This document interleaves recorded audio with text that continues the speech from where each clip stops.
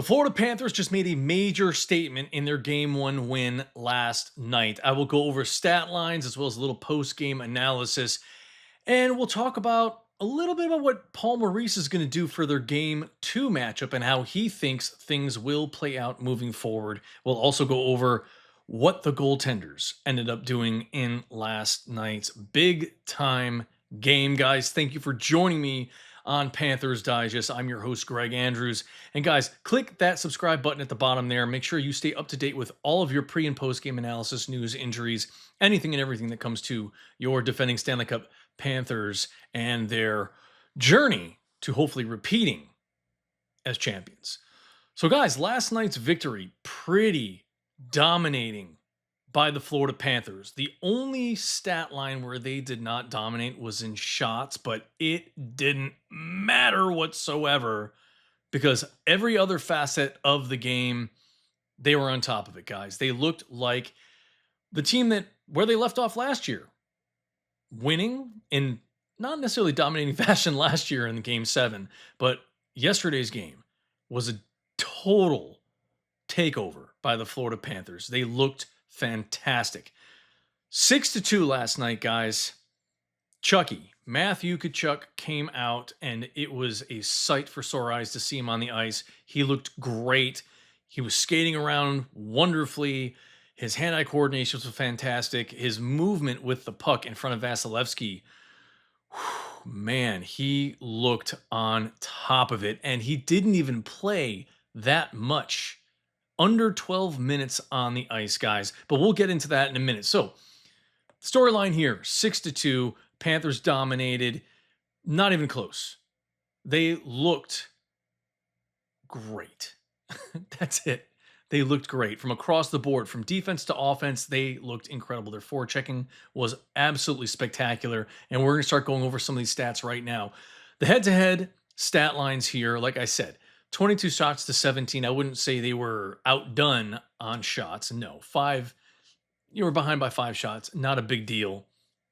But look at the other stat lines. They out-hit 48-28. They were the more dominant physical team out there, as well as dominating on the power play. They got in shooting lanes. They were blocking shots. They out-blocked 18-8 in this game. That's a staggering number comparing if you want to look back at some of these games at the end of the season, or even when they went on these runs.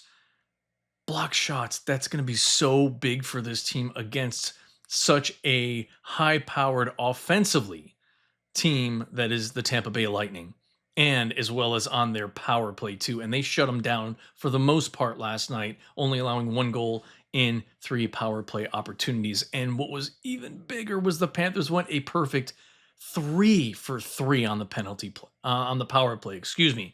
That is remarkable. Matthew Tkachuk had 2 of those goals, and he assisted on the 3rd. So his impact was incredible. Incredible in this game. And Paul Maurice said it best. He called him a difference maker during the in-game bench interview. I mean, there's nothing else to say. Paul Maurice knows what he is capable of doing. Without Matthew Tkachuk, I still think they would win that game last night. But his presence out there, I mean, he didn't let some of those hits that he was taking, and there weren't that many, but he didn't let some of those hits that he was taking get to him. He didn't let the other guys chirping at him get in his head. I think it was the other way around. And I know they say, the puck will bounce as it may, and there's a lot of chance with that, and it's you get luck with the way the puck bounces. But last night, I mean, Bennett's first goal, that hand-eye coordination was remarkable from Samoskevich. That pass right in there, got the stick on it, put it right past Vasilevsky.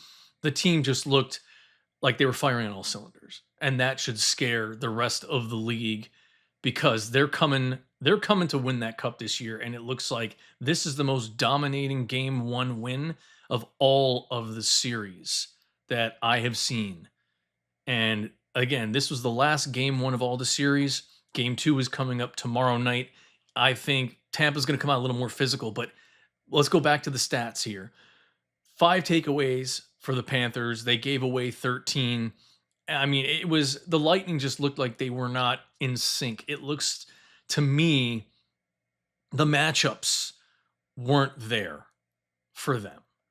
they really didn't look as sharp. I mean, there were moments I got a little nervous because they were handling the puck well in their offensive zone, and it kind of put the Panthers back on their heels a little bit.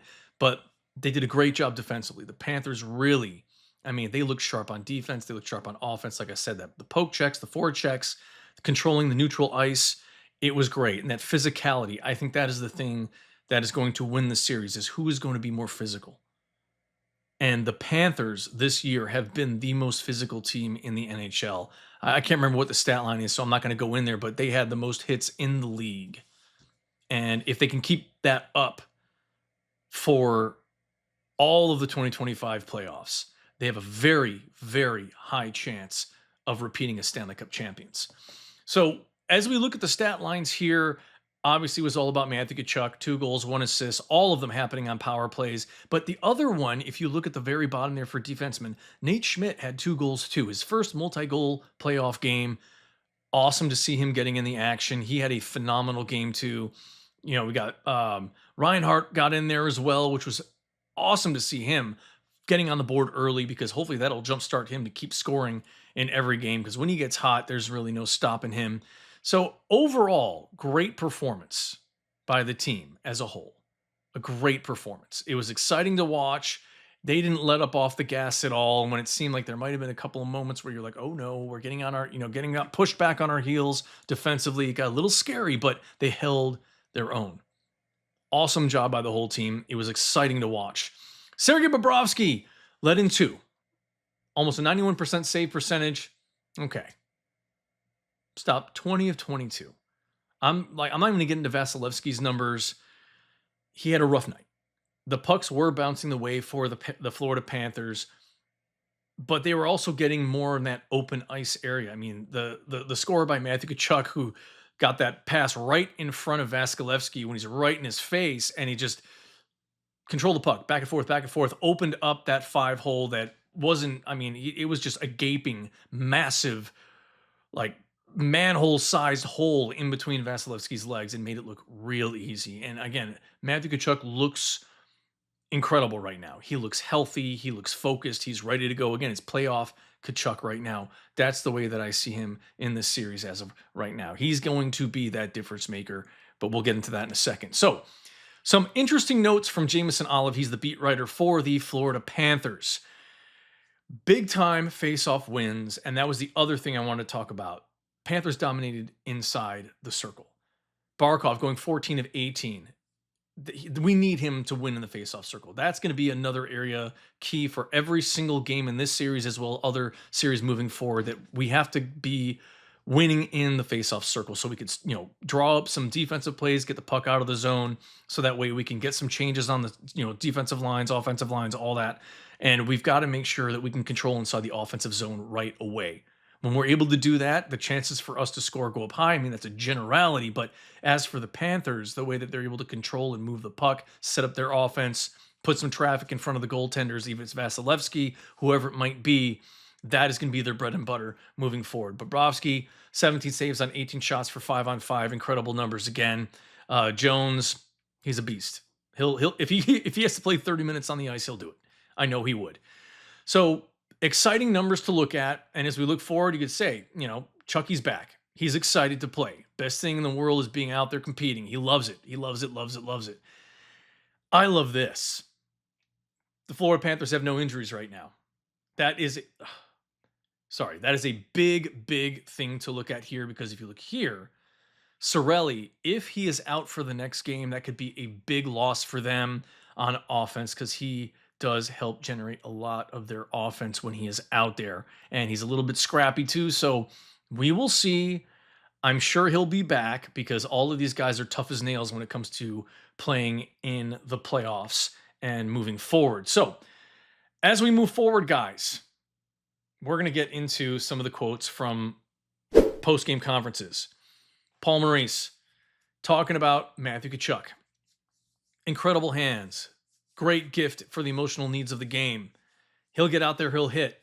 When you need a big play, he does it all. He has been great for us. Again, he calls him the difference maker. He will be that way. And if he stays healthy through this whole playoff run, better chance for us to repeat as champions, guys. So you've got to cross your fingers that he is able to do just that. And that would be putting together some solid games, assists, even if he's not scoring, if he's assisting one or two times in a game, that's a big thing for the Panthers moving forward. And this is Nate Schmidt again on Matthew Tkachuk. You can't label him unicorn of a player. He gets everybody. He's a natural leader. He is, and you could tell just by this quote here from one player on the team. There's a lot of quotes, but I like this one the most because he brings that energy, he brings that excitement, he boosts everybody up around him. So if he just keeps getting that locker room pumping everybody up. I loved in the post game when Barkov made the announcement. They're back up with the board, putting the pucks in it. That's game one, done. Gave it over to Chucky, who put it up there, and he said, "Man, it's great to be back and playing with you guys. Let's go. Love it. The energy's there, guys. This is going to be awesome hockey moving forward for the Panthers." And this is Paul Maurice about moving forward in this series. There's no identity to it. It's just game one. Let's keep our focus where we are right now. Let's stick to the film, all the basic things that we need to do to move forward and get better to face this specific team. That is his focus as of right now. So, game two is tomorrow night, a little early. So, pay attention, guys. 6:30 tomorrow night. It is an early start for this game. As we see for the injury report, full team should be ready to rock and roll, guys.